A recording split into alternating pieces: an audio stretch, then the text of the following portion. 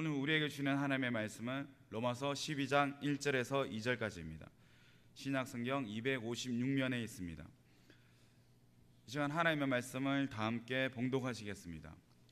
그러므로 형제들아, 내가 하나님의 모든 자비하심으로 너희를 고나노니 너희 몸을 하나님이 기뻐하시는 거룩한 산 제물로 드리라.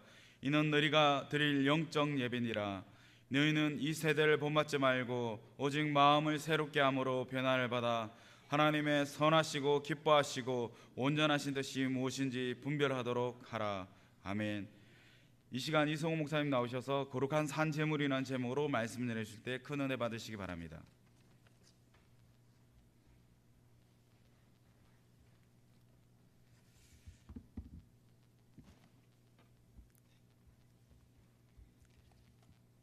드려진 헌금을 위해서 잠깐 기도하겠습니다. 박성규, 지연, 은규 1,000번째 헌금 드렸습니다. 정조연, 담비, 한솔 1,000번째, 한현민, 한솔 1,000번째 헌금 드렸습니다. 기도하겠습니다. 사랑의 아버지 하나님 감사합니다. 우리의 모든 소유와 우리의 존재 자체가 하나님의 은혜이고 하나님의 선물임을 우리가 고백합니다. 내 것이 아니라 하나님께로부터 온 것임을 우리가 고백합니다. 하나님, 우리에게 주신 많은 은혜 중에서 하나님 작은 일부를 떼어서 하나님께 올려드립니다. 하나님, 예물을 통해서 하나님 영광 받으시고 이 예물이 하나님 나라를 위해서 쓰임 받게 하시고 하나님의 교회를 위해서 쓰여지는 귀한 예물 되게 하여 주옵소서. 드린 손길 위에 하나님 더 큰 은혜와 축복으로 채워 주시옵소서.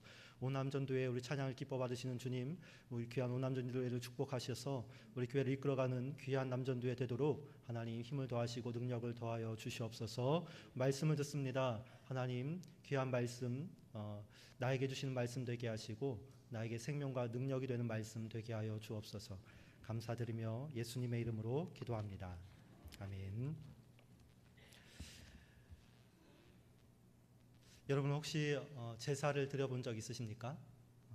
우리는 조선왕조가 500년이라고 이야기를 하는데요. 우리 조선왕조 동안 성리학을 기반으로 한 유교의 법도와 또 질서가 온 나라를 지배했습니다. 임금과 나라, 또 부모와 스승에게 충과 효, 또 예를 다하는 문화, 이런 문화가 수세기에 걸쳐서 이어져 내려온 것입니다. 우리가 제사를 하는 이유도 나를 있게 한 부모, 또 조상들에게 효와 또 예를 다하기 위해서입니다. 아마 여기 계신 많은 분들도 조상들에게 바치는 제사를 드려본 적이 있을 것입니다. 그것은 오랫동안 이어져 온 유교의 질서가 아직도 우리 사회에 영향을 미치고 있기 때문에 그렇습니다. 지금은 아니지만 불과 얼마 전까지만 해도 저희 집안도 제사를 드리는 그러한 집안이었습니다. 큰 집에 모여서 상을 차려놓고 1년에 몇 번이고 제사를 드렸습니다. 어린 시절에는 이 제삿날이 참 즐거웠습니다. 두 가지 면에서 즐거웠는데요. 하나는 용돈을 받을 수 있어서 즐거웠습니다. 여러분, 식구들이 모이면 자연스럽게 고스톱판이 벌어지지 않습니까? 저희 집안만 그런가요? 옆에서 구경을 하다 보면 잔심부름을 하게 됩니다. 그 잔심부름을 하면 조금씩 그 심부름의 대가로 용돈을 주었던, 그래서 기억에 너무 좋았던 그런 기억이 있습니다.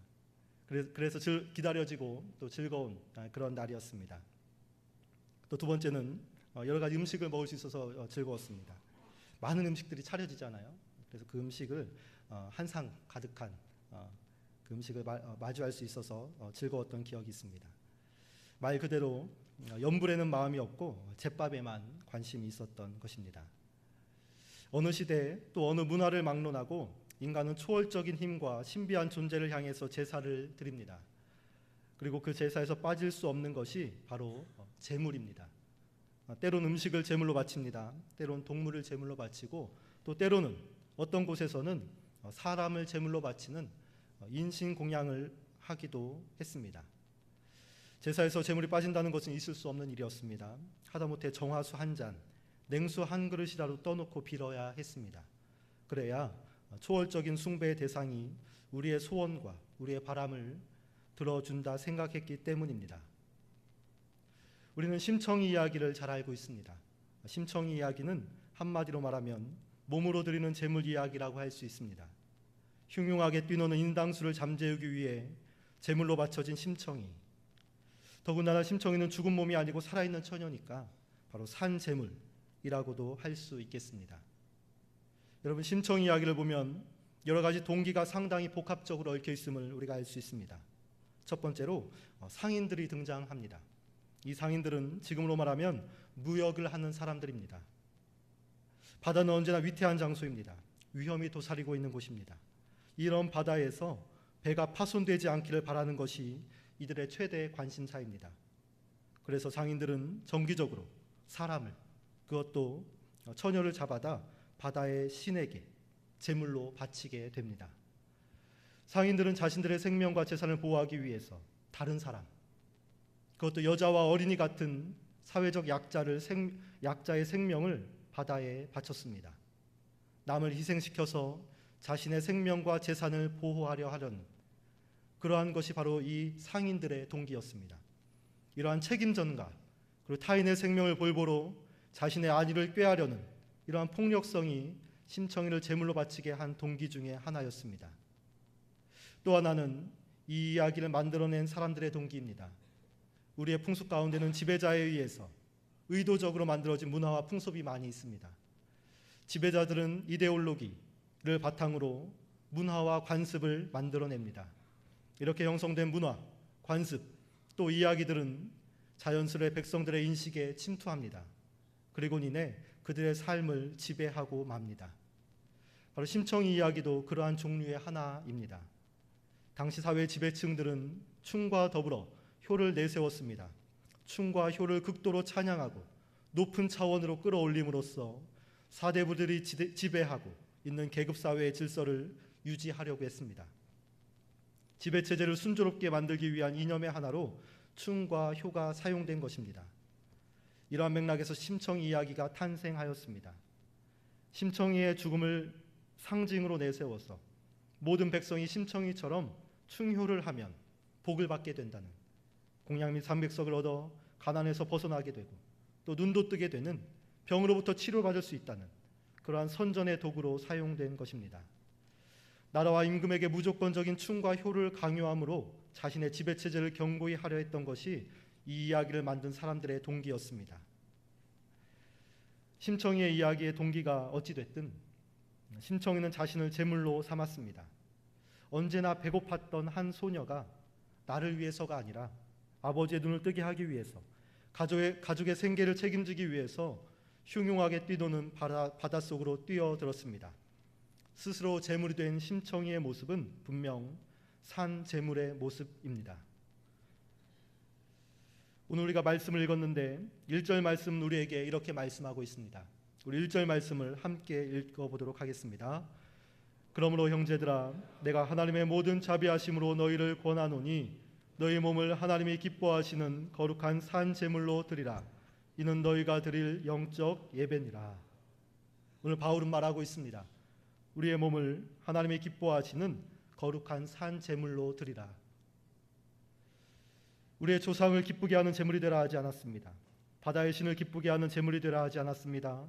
사회 지배자들과 특권층이 기뻐하는 제물이 되라 하지 않았습니다. 오직 하나님이 기뻐하시는 산 제물이 되라 말씀하고 있습니다. 심청이의 죽음은 고귀하고 슬프고 또 희생적인 죽음입니다. 그러나 그것이 하나님을 기쁘게 하는, 하나님의 기쁨이 되는 그러한 제물의 모습은 아닙니다. 제사상에 올라온 제물 또한 그렇습니다. 그것이 조상을 기쁘게 하고 또 후손을 위로할지는 몰라도 그것이 하나님을 기쁘게 하는 그러한 제물은 아닙니다. 바울은 우리의 몸을 다른 무엇을 위해서가 아니라 하나님만을 기쁘게 하는 제물이 되어야 한다, 이렇게 말씀하고 있습니다. 여러분, 이 말씀 안에 우리의 존재 이유가 담겨 있는 줄로 믿습니다. 삶의 목적이 이 말씀 안에 담겨 있습니다. 우리의 존재 이유, 우리가 살아가는 이유, 삶의 목적은 바로 하나님의 기쁨이 되는 것입니다. 하나님이 기뻐하는 산 제물이 되는 것입니다. 그래서 하나님의 나라와 영광을 위해 거룩하게 쓰임받는 일이 바로 우리에게 주어진 임무요, 또 우리가 해야 할 역할인 것입니다. 가인과 아벨이 하나님께 제사를 드렸습니다. 가인은 땅의 수산을 제물로 드렸고 아벨은 양의 새끼를 제물로 드렸습니다. 우리가 잘 아는 바와 같이 아벨의 제물은 하나님이 받으셨지만 가인의 제물은 받지 않으셨습니다. 왜 가인의 제물은 하나님께서 받지 않으신 것입니까? 하나님이 가인에게 말씀하십니다. 왜 가인의 제사를 받지 않았는지 말씀하고 계십니다. 창세기 4장 6절과 7절의 말씀을 우리 한번 같이 읽어보도록 하겠습니다. 여호와께서 가인에게 이르시되 내가 분하여 함은 어찌 됨이며 안색이 변함은 어찌 됨이냐. 내가 선을 행하면 어찌 낯을 들지 못하겠느냐. 선을 행하지 아니하면 죄가 문에 엎드려 있느니라. 죄가 너를 원하나 너는 죄를 다스릴지니라. 가인은 선을 행하지 않고 죄악 가운데 있는 사람이었습니다. 죄는 하나님이 가장 미워하는 일입니다. 하나님과 인간 사이를 멀어지게 하고 가로막는 주범이 바로 죄입니다. 죄악 가운데 있는 가인, 그 가인이 드린 제물은 하나님의 기쁨이 될 수 없는 그러한 제물이었던 것입니다. 가인이 드린 제물은 산 제물이 아니라 죄로 인해 죽은 제물이었습니다. 그것이 하나님이 가인의 제물을 받지 않은 이유입니다. 사랑하는 성도 여러분, 우리의 몸은 제물이라 성경 말씀하고 있습니다. 누구에게 바쳐지느냐에 따라 우리가 산 제물도 되고 또 죽은 제물도 될 수 있습니다. 물질에 바쳐지는 제물이 아니라 세상의 지배자들에게 바쳐지는 제물이 되는 것이 아니라 우리를 죄악 가운데로 몰아넣는 악한 영들에게 바쳐지는 제물이 아니라 오직 우리의 몸을 하나님께 바침으로 하나님이 기뻐하시는 거룩한 산 제물이 되는 우리 모두가 되기를 소망합니다. 로마서는 크게 두 부분으로 나눌 수가 있습니다. 1장에서 11장까지는 믿음으로 의롭게 된다는 진리에 대한 교리를 다루고 있습니다. 그리고 12장에서 15장까지는 믿음으로 의로워진 그리스도인들이 어떻게 살아가야 하는지에 대한 윤리적인 부분을 다루고 있습니다. 이제 바울은 제물이 된 우리가, 하나님께 제물로 바쳐진 우리가 어떻게 살아야 하는지 윤리적인 부분을 시작하고 있는 말씀이 우리가 읽은 오늘 1절과 2절의 말씀입니다. 2절의 말씀을 우리 다시 한번 읽어보도록 하겠습니다. 너희는 이 세대를 본받지 말고 오직 마음을 새롭게 함으로 변화를 받아 하나님의 선하시고 기뻐하시고 온전하신 뜻이 무엇인지 분별하도록 하라. 첫 번째로 바울은 말합니다. 너희는 이 세대를 본받지 말라.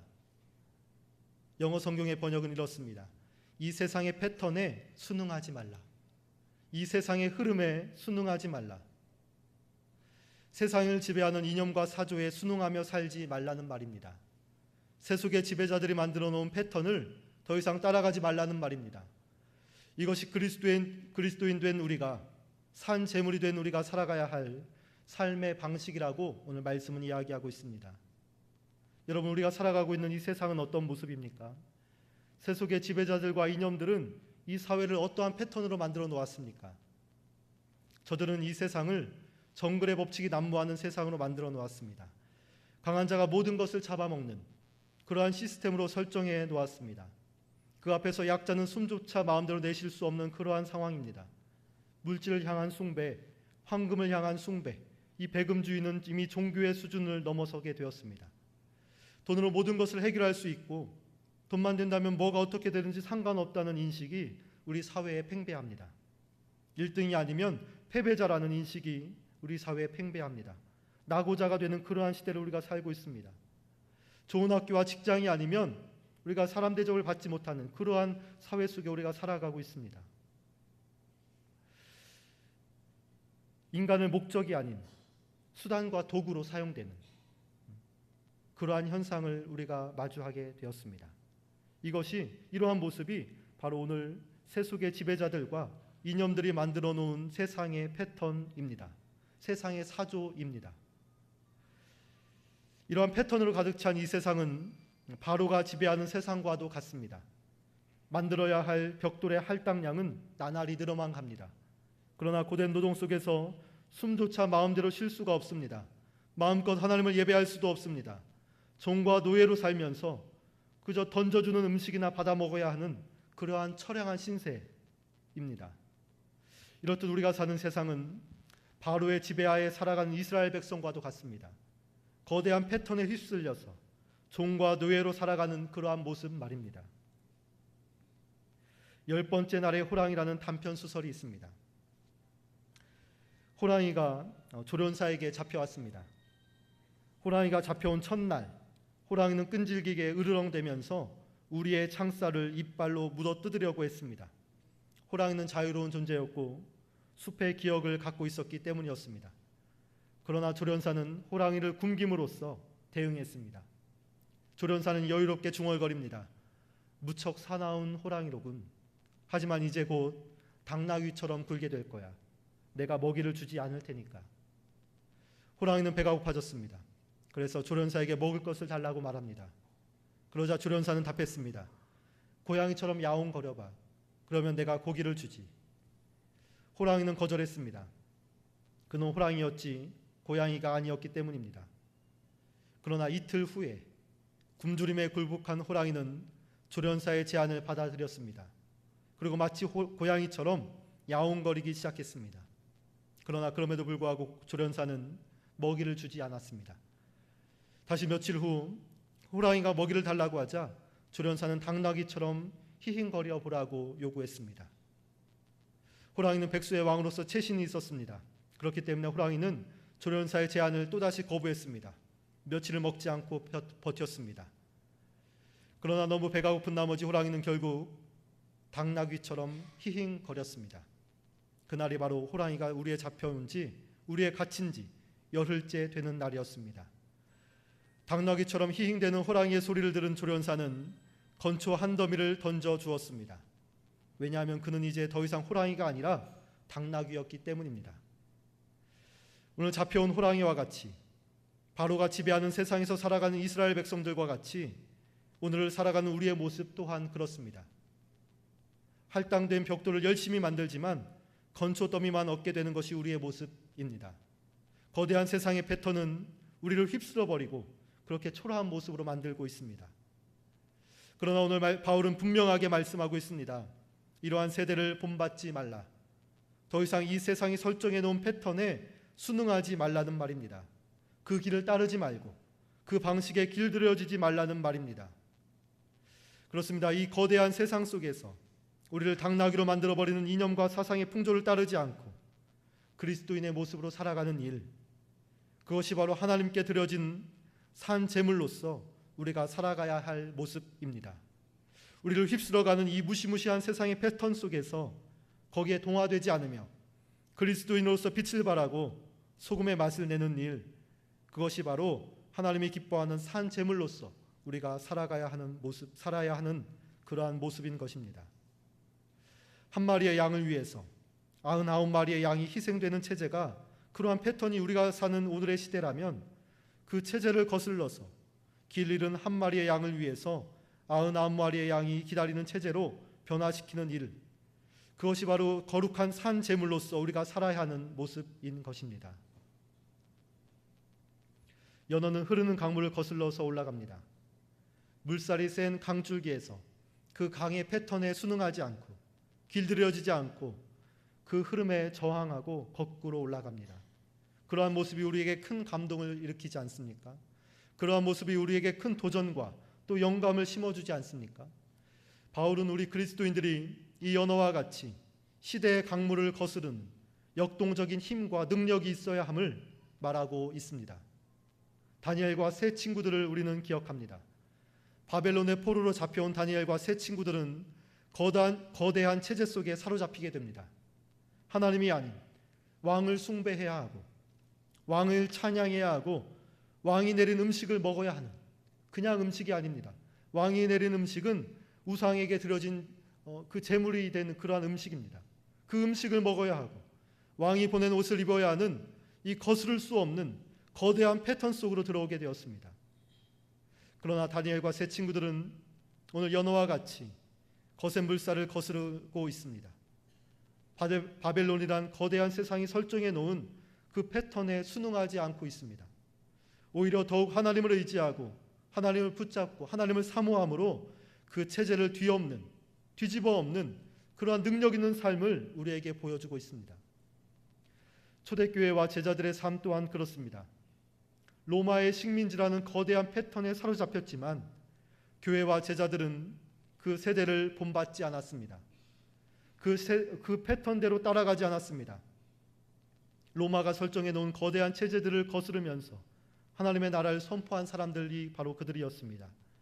로마의 황제를 주와 하나님으로 부르는 세계 속에서 예수님을 주님으로, 하나님으로, 예수님을 그리스도로 외치며 살아간 사람들이었습니다.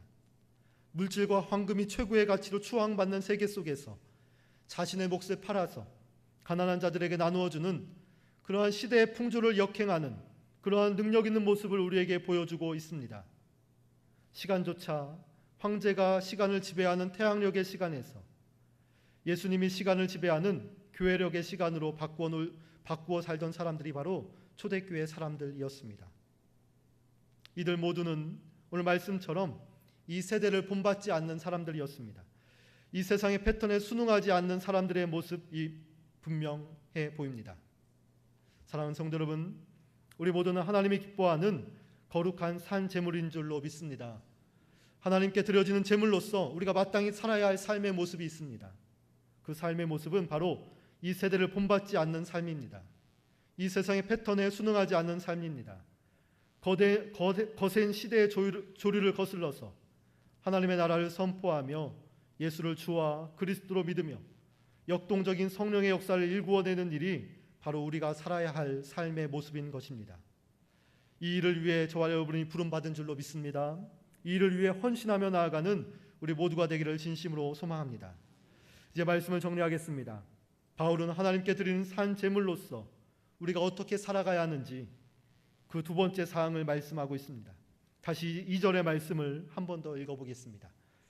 너희는 이 세대를 본받지 말고 오직 마음을 새롭게 함으로 변화를 받아 하나님의 선하시고 기뻐하시고 온전하신 뜻이 무엇인지 분별하도록 하라. 분별하도록 하라. 바울은 우리가 분별하는 삶을 살아야 한다 말하고 있습니다. 하나님의 선하신 뜻이 무엇인지, 하나님의 기뻐하시는 뜻이 무엇인지, 하나님의 온전하신 뜻이 무엇인지 분별하는 일, 그것이 바로 우리에게 남겨진 숙제입니다. 그러나 이 세상을 분별하는 일은 결코 쉬운 일이 아닙니다. 하나님이 부어주시는 지혜가 있어야 가능한 일입니다. 이 거대한 세상 속에서, 이런 정치 속에서 세상의 패턴과 하나님의 패턴을 구분하고 가려내는 일, 그것이 쉽지 않지만 우리가 반드시 해야 할 일입니다. 이 경제 속에서, 이 거대한 경제 체제 속에, 그런 시스템 속에서 세상의 패턴과 하나님의 패턴을 구분하고 가려내는 일 또한 쉬운 일이 아닙니다. 그러나 이 땅에서 우리가 하나님의 나라를 일구어 가기 위해서는 우리가 반드시 해야 할 일이기도 합니다. 우리가 살아가는 세상의 모든 구석구석, 교육과 사회와 문화와 예술, 모든 영역에서 그렇습니다. 그 안에서 하나님의 패턴과 세상의 패턴이 어떤 것인지 구별하고 우리는 가려내야 합니다. 그래야 하나님이 기뻐하는 제물로서 이 세상을 본받지 않는 삶을 살 수 있기 때문에 그렇습니다. 우리 모두에게 이렇게 분별할 수 있는 그런 지혜의 능력이 임하게 되길 소망합니다. 그로 인해 세상을 본받지 않는, 이 세상이 설정해 놓은 패턴을 따르지 않는 하나님의 거룩한 산 제물, 그 제물로서의 삶을 살아가는 우리 모두가 되기를 진심으로 기원합니다. 함께 기도하겠습니다. 우리 함께 통성으로 기도하겠습니다. 하나님, 우리가 하나님이 기뻐하는 거룩한 산 제물이 되게 하여 주옵소서. 이 세대를 따르지 않는, 세상의 패턴에 순응하지 않는 거룩한 제물의 삶을 살게 하여 주옵소서. 또한 분별의 영을 허락하셔서 이 세상 가운데서 하나님의 선하시고 기뻐하시고 온전하신 뜻이 무엇인지 분별해내는 그러한 사람이 되게 하여 주옵소서. 이것을 위해서 기도하겠습니다. 또한 두 번째로 교단 총회를 위해서 함께 기도하겠습니다. 우리 담임 목사님과 안창식 장로님이 참석하고 계신데, 우리 성결교회가 예수님의 사랑으로 일치하는 교단, 하나님의 뜻을 이 땅 가운데서 이루어내는 그러한 교단이 되게 달라고 기도하겠습니다. 또한 우리 교회 부흥회가 있습니다. 다음 주 월요일부터 수요일까지 우리 안효한 목사님을 모시고 우리 부흥회를 갖습니다. 은혜의 시간, 도전의 시간, 능력의 시간, 회개의 시간, 소망의 시간 되게 하여 주옵소서. 이것들 위해서 우리 주여 한번 부르고 다 같이 기도하겠습니다. 주여